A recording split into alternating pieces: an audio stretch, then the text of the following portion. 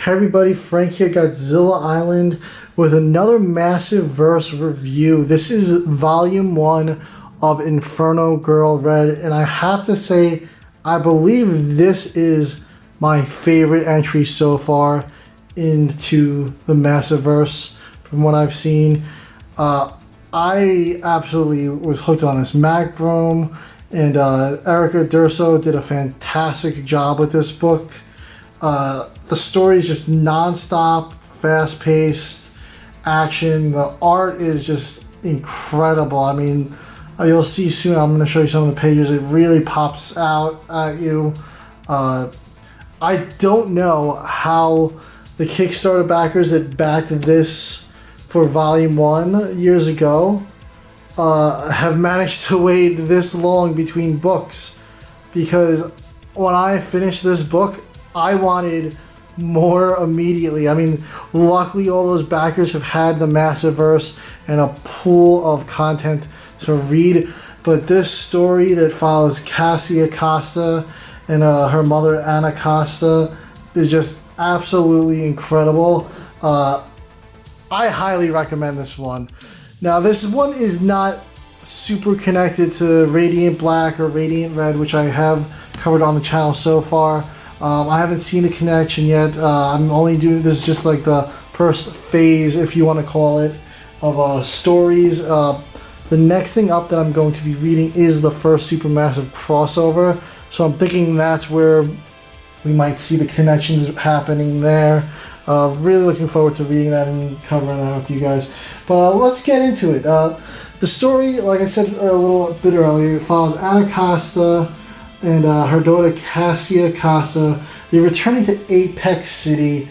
It's like the city of the future there. It's high tech. Her daughter Cassia has gotten into the Helix campus school, which is a very high tech, well revered school. The professor is this tech billionaire that's created all this incredible technology. And on the drive there, we see Cassia with her mother Anna. They're in the car, and she's retelling this story of her days in Apex City when Inferno Girl Red would save her from these demon-like monsters. And her daughter's like, wow, that sounds really crazy. And you see the Inferno Girl Red here has this sweet white suit, long red hair, and Anna is heading into the city for an interview, and we get this still more flashback here. I mean, just look at this art just popping. It's just, oh, the colors, it just looks so damn good. I just love the way this suit looks. So, like I said, Anna's driving into the city. She's got a job interview lined up.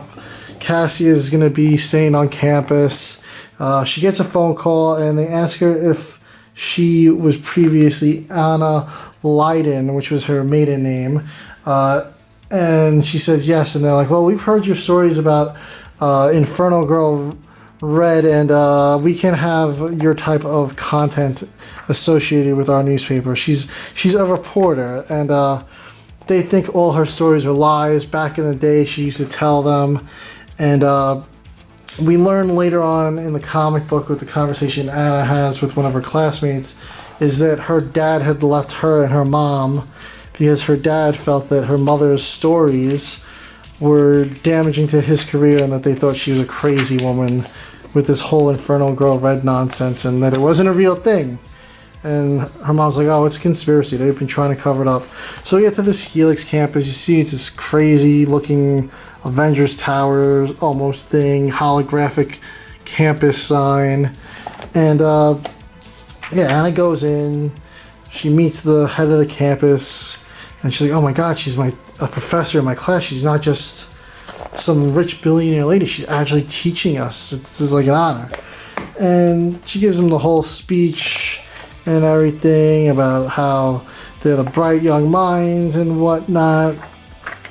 Fast forward, we see this hooded figure in a field, and there's this crystalline thing that he has on a spear, and he does some spell, it seems like, and lets out this dark energy.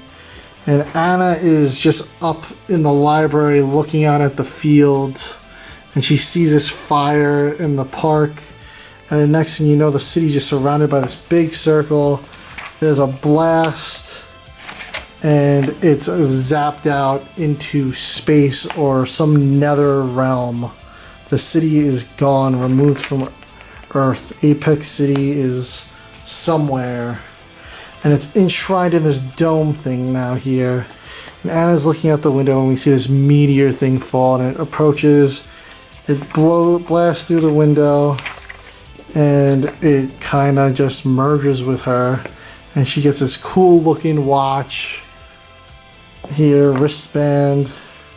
And her mom's like, don't worry baby, I'm coming. The city's just kind of under the shield, and her mom arrives on scene and she sees the wristband and she knows exactly what it is.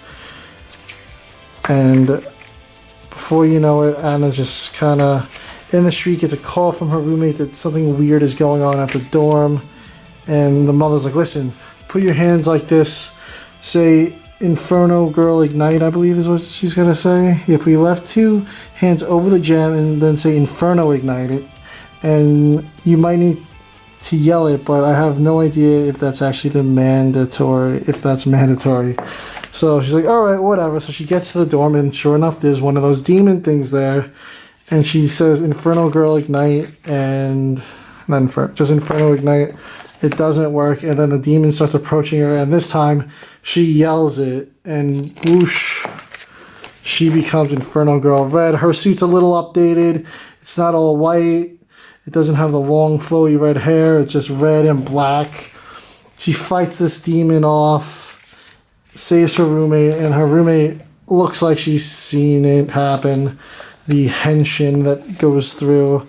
She fights this demon, defeats it, and we fast forward to the next chapter where her mom's sitting down with her at a cafe, kind of catching her up, saying, I worked with the previous Inferno Girl Red.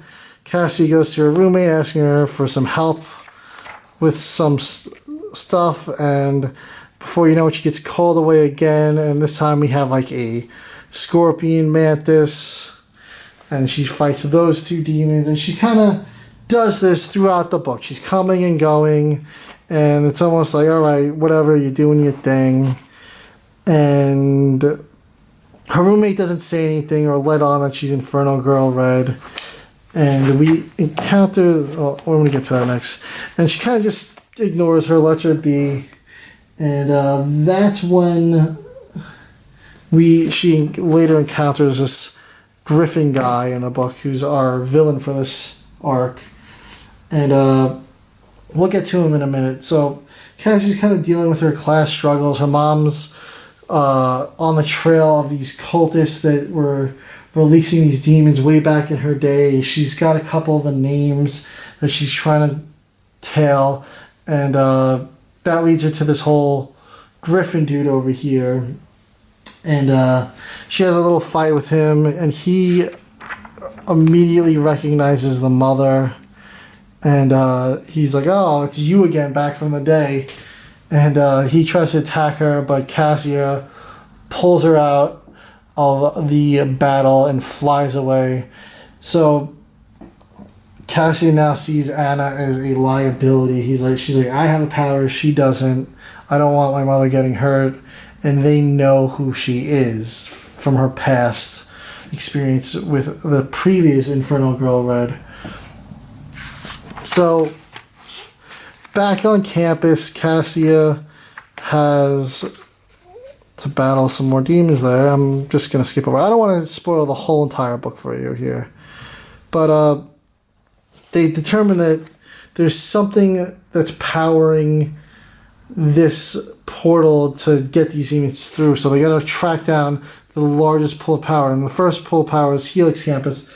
And the next spot is this other company out in the city that's owned by one of the professors.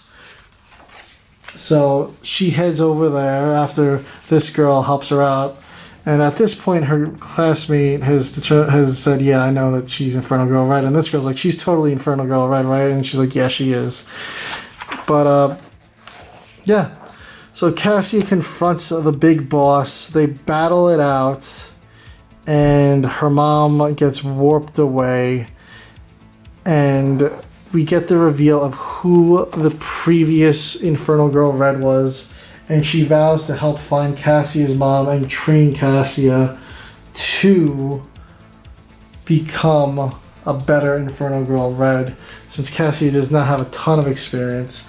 Now, I didn't give away everything in here. I gave away the big ending there, but I didn't give out the names of who's who. I really want you guys to read this one for yourself. I mean, I'm going to do it no justice. All I can tell you is this is a damn good read. Image Comics has released it. The Volume 2 Kickstarter was successful, and I cannot wait for that to come in. So I'm sure Image will be giving that one a run as well. Inferno Girl Red, for the Volume 1, they re-release it in single issue chapters. So I'm thinking they're going to do the same thing with Volume 2. Like I said, this is just must read. And if you haven't got into the Massiverse yet, you really should. If you miss out on the Humble Bundle, alright. Keep an eye out for the book sales. Like I tweeted out earlier in the week, there's the buy two get one free deal that Target runs, and Target does carry the Image Comics trade paperback. I picked up Radiant Black Volume 5, No One, and Radiant Black Volume 6 is also pre-ordered. So definitely keep an eye out for those deals. That's a good way to get in on this series on the cheap. You can just look for them secondhand, but it's definitely worth picking these up. I absolutely love these. So thank you for watching, guys, and I hope you enjoyed.